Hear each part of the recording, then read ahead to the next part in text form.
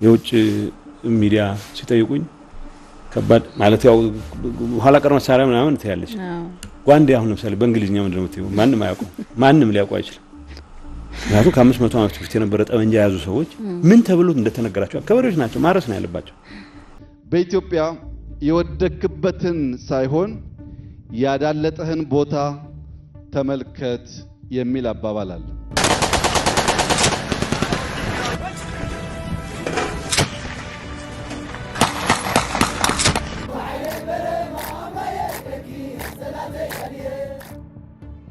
ጥቅምት 2013 ዓመተ ምህረት የኢትዮጵያን የታሪክ አቅጣጫ የቀየረ ክስተት ተከሰተም። በዓለም ላይ ካሉ ግዙፍ የደፈጣ ውጊያ ልምድ ካላቸው ኃይሎች አንዱ የሆነው ህወሓትና ለ10 ዓመታት በዘመናዊ መሳሪያ ሲገነባ የነበረው የኢትዮጵያ መከላከያ ሰራዊት ፊት ለፊት ተፋጠጡም። ይህ ጦርነት ተራ እርስ በርስ ግጭት አልነበረም። የሁለተኛው የዓለም ጦርነት አይነት የታንክ ውጊያ፣ የ21ኛው ክፍለ ዘመን የድሮን ቴክኖሎጂና የጥንታዊው የደፈጣ ውጊያ ስልት የተገናኙበትም ነበረ። 2013 ዓመተ ምህረት የሰሜን ዕዝ መመታት ለህወሓት ታይቶ የማይታወቅ የትጥቅ አቅም ፈጠረም። በወቅቱ የኢትዮጵያ መከላከያ ሰራዊት ከነበረው ከባድ መሳሪያ ውስጥ ወደ 70 በመቶ የሚጠጋው በሰሜን ዕዝ ስር እንደነበርም ይገመታል። ህወሓት በአንድ ጀንበር የባለስቲክ ሚሳኤሎች፣ የቲ-72 ታንኮች፣ የከባድ መድፎችና የሮኬት ማስወንጨፊያዎች ባለቤትም ሆነም። ህወሓት ባለው ጠንካራ እግረኛ ጦር ታግዞም በአጭር ጊዜ በፌዴራሉ ጦር ላይ የበላይነቱን ወሰደም። አቶ ጌታቸው ረዳና ሌሎች የድርጅቱ አመራሮች የፌዴራሉ መከላከያ መሳሪያ አልባ ሆኗል፣ ኃይሉም ተደምስሷል በማለት የሞራል የበላይነትን ለመውሰድ ሞክረዋል። አቶ ጌታቸው በአንድ ወቅት የኢትዮጵያ መከላከያ ሰራዊት በሚሊሻና በጓንዴ እየተወጋ ነው በሚል መሳለቃቸውም በወቅቱ የነበረውን የህወሓት የበላይነት የሚያሳይ ነበረ። የኦሮሚያ ልዩ ኃይል የምናምን ሚሊሻ እና የሚባል ቅድም እንዳልኩሽ ኮረማ አካባቢ ጓንዴ እኔ ትልቁ ችግር ገጥመኝ የነበረው የውጭ ሚዲያ ሲጠይቁኝ ከባድ ማለት ያው ኋላ ቀር መሳሪያ ምናምን ትያለች። ጓንዴ አሁን ለምሳሌ በእንግሊዝኛ ምንድነው የምትይው? ማንም አያውቀው፣ ማንም ሊያውቀው አይችልም። ምክንያቱም ከ500 ዓመት በፊት የነበረ ጠመንጃ የያዙ ሰዎች ምን ተብሎ እንደተነገራቸው ገበሬዎች ናቸው፣ ማረስ ነው ያለባቸው። ጊዌር 88 ወይም በተለምዶ በኢትዮጵያ ውስጥ ጓንዴ በመባል የሚታወቀው በ19ኛው ክፍለ ዘመን መገባደጃ ላይ በጀርመን ግዛት የተሰራ አንድ ባንድ ተተኳሽ ጠመንጃ ነው። ጓንዴ በኢትዮጵያ ታሪክ ውስጥ ልዩ ቦታ አለው። በ20ኛው ክፍለ ዘመን መጀመሪያ ላይ በዓለም አቀፍ የጦር መሳሪያ ገበያ በኩል ወደ ኢትዮጵያ በብዛት ገብቷል። በሁለተኛው የኢትዮ ጣሊያን ጦርነት ወቅትም ጓንዴ ከሌሎች ጠመንጃዎች እንደ ሌብል መውዜርና ግራስ ጋር በመሆን የአርበኞች ዋነኛ የጦር መሳሪያም ነበረ። በአስተማማኝነቱና በአጠቃቀም ምቹነቱም በኢትዮጵያ ተዋጊዎች ዘንድ ከፍተኛ ተወዳጅነትን አትርፎ ነበር። ጓንዴም በአሁኑ ወቅት አልፎ አልፎ በግለሰቦች እጅ የሚታይ መሳሪያ ቢሆንም በመከላከያ ሰራዊት ደረጃ ግን ወደ ሙዚየም ቅርስነት የተለወጠ መሳሪያ ነው። የአቶ ጌታቸው በወቅቱ የኢትዮጵያ መንግስት በሚሊሻና በጓንዴ እየተወጋ ነው የሚለው ክስ ግን ከእውነታው ፍጹም የራቀም ነበረ።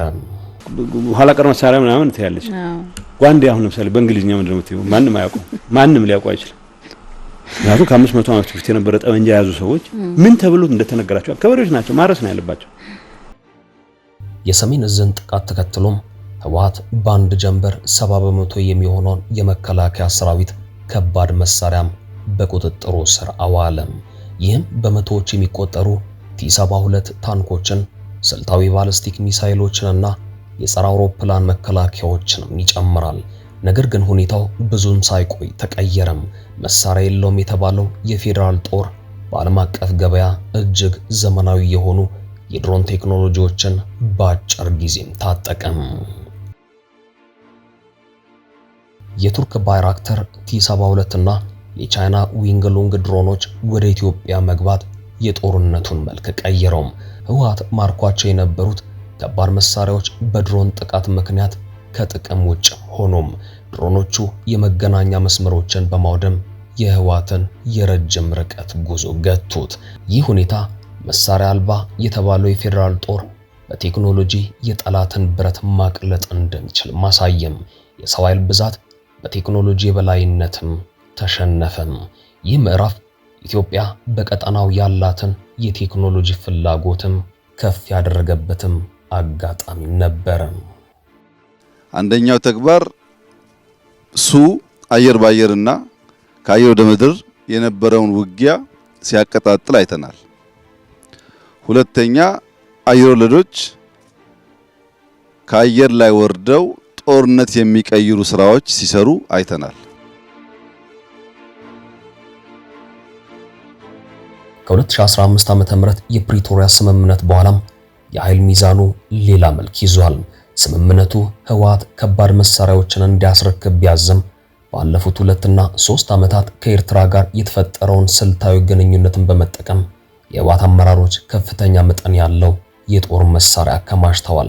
ኤርትራም በባህር በር ጉዳይ ከኢትዮጵያ ጋር በገባችው ፍጥጫ ምክንያትም ራሷን በሰው ኃይልም በመሳሪያ አቅምም ለማደራጀት እየሞከረችም ነው።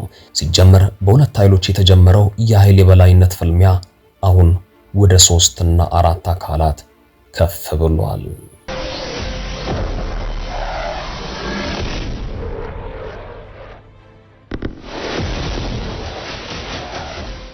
በፌዴራል መንግስት በኩል ጦርነቱ ካበቃ በኋላም ያልተጠበቀ ስጋትን ለመከላከል በሚል ግዙፍ በጀት መድቧል። ኢትዮጵያ የሩሲያውን እጅግ ዘመናዊ SU-30 ተዋጊ ጀት በይፋም ተረክባለች። ይህ ጀት በአንድ ጊዜ ብዙ ርቀት መጓዝ የሚችልና የራዳር የማምለጥ አቅም ያለው ነው። በእግረኛ ኃይል በኩልም አዳዲስ የኤሌክትሮኒክስ የጦር መሳሪያዎችና የራዳር ሲስተሞች ከፈረንሳይና ከቻይና መግባታቸውም ይነገራል።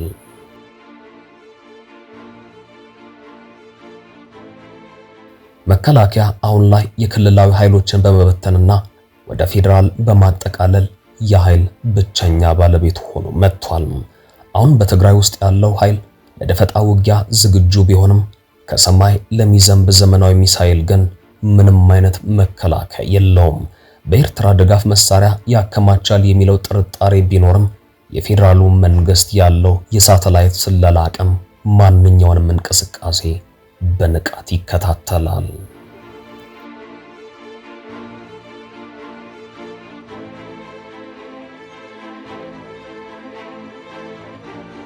ኢትዮጵያ ባለፉት 2 ዓመታት ውስጥ ብቻ በአፍሪካ ቀንድ አቻ የሌለው አቅም ገንብታለች። የሩሲያው SU-30 ተዋጊ ጀት ባለቤት መሆኗን የኤርትራን አየር ኃይል እጅግ አሳንሶታል። SU-30 እጅግ ረጅም ርቀት የመጓዝና በአንድ ጊዜ ብቻ በርካታ ኢላማዎችን የመምታት አቅም አለው። ኢትዮጵያ ለባህር በር ያላትን ፍላጎት ተከትሎም የባህር ኃይሏን በዘመናዊ የባህር ላይ ድሮኖችና የጦር መርከቦች እያደራጀችም ነው።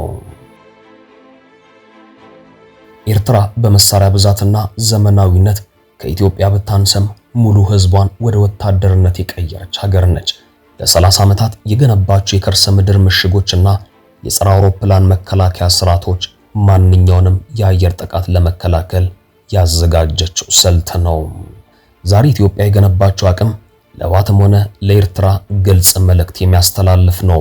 አራተኛውን ትውልድ የውጊያ አቅም መፈጸም የሚችል ሰራዊትና ወታደራዊ ቁመና ገንብቻለሁ ያለችው ኢትዮጵያም አምስተኛውን ትውልድ የውጊያ ቴክኖሎጂ አቅም ለመገንባት ያላትን ዝግጁነት በጠቅላይ ሚኒስትሩ አማካኝነት ይፋ አድርጋለች።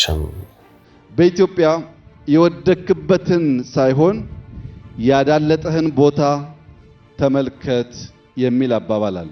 ዛሬ የአራተኛውን ትውልድ የመዋጋት ብቃት የገነባው አየር ኃይላችን በ2030 ወደ አምስተኛው ትውልድ የሚሸጋገር በቁጥርም ከተዋጊ አንጻር አሁን ያለው በእጥፍ ቁጥር የምናሳድግ ይሆናል።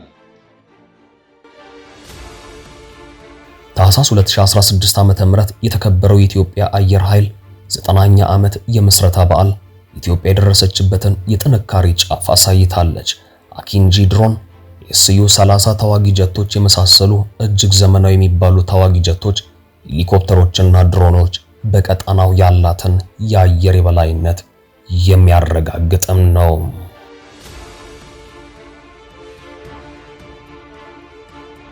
በቀጠናው በመንግስታትና በቡድኖች መካከል ብቻ ሳይሆን በግለሰቦች ደረጃም ያሰላለፍ ለውጥ አምጥቷል። ትናንት ፌዴራሉን መሳሪያ አልባ ሲሉ የነበሩ እነ አቶ ጌታቸው ረዳ ዛሬ ከፌዴራል መንግስቱ ጋር ሰላም አውርደው ከአዲስ አበባ ጎን ቆመዋል። ጓንዴ ተኳሽ ያሉትን መንግስት በዘመናዊነትም እያወደሱ ነው። ከሌሎቹ ትልልቅ አገሮች ከደረሱበት ደረጃ እኩል መጀመር የሚያስችል ስራ እየተሰራ ነው የሚል እምነት አለኝ። በገባኝ ልክ በአየር ኃይል 9ኛ ዓመት ክብረ በዓል ላይ አቶ ጌታቸው ረዳና ጀነራል ጻድቃንና ጀነራል ሳሞራ የኑስ ተገኝተዋል። የአስገራሚ ያሰላለፍ ለውጥ ኢትዮጵያንም ይሁን የቀጠናውን ቀጣይ ክስተቶችንና የኃይል አሰላለፍ ለመተንበይ አስቸጋሪ አድርገዋል።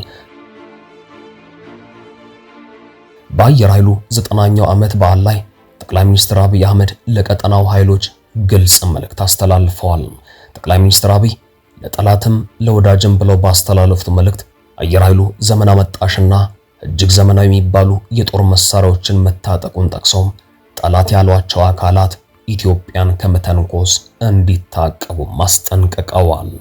አንዳንዴ የምትስቱ ቆማችሁ የቀራችሁ ወደፊት መራመድ የምትቸገሩ ሱ30 JC10 ወይም ከዚያ ያለፉ ቴክኖሎጂዎች ሲጠሩ ይሄ ደግሞ ምንድነው ብላችሁ ግራ የሚገባችሁ አሁንም ሚግ 21 ላይ ያላችሁ ሀገራት ደጋግማችሁ እንድታስቡ የሚያስፈልገው ኢትዮጵያ ትናንትና ላይ የቆመች ሀገር አይደለች።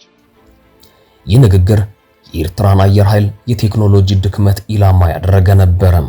ኤርትራ በድንበር አካባቢ ከፍተኛ የሰው ኃይልና የቆዩ ግን ጠንካራ የሩሲያ መሳሪያዎችን እያከማቸች እንደሆነም ይገመታል። ሀገሪቱ የቆየ ወታደራዊ ዲሲፕሊን ቢኖራትም አሁን ኢትዮጵያ የታጠቀችውን ዘመናዊ ኤሌክትሮኒክ ዋርፌርና የአየር የበላይነት የመቋቋም አቅሟ ዝቅተኛ ነው።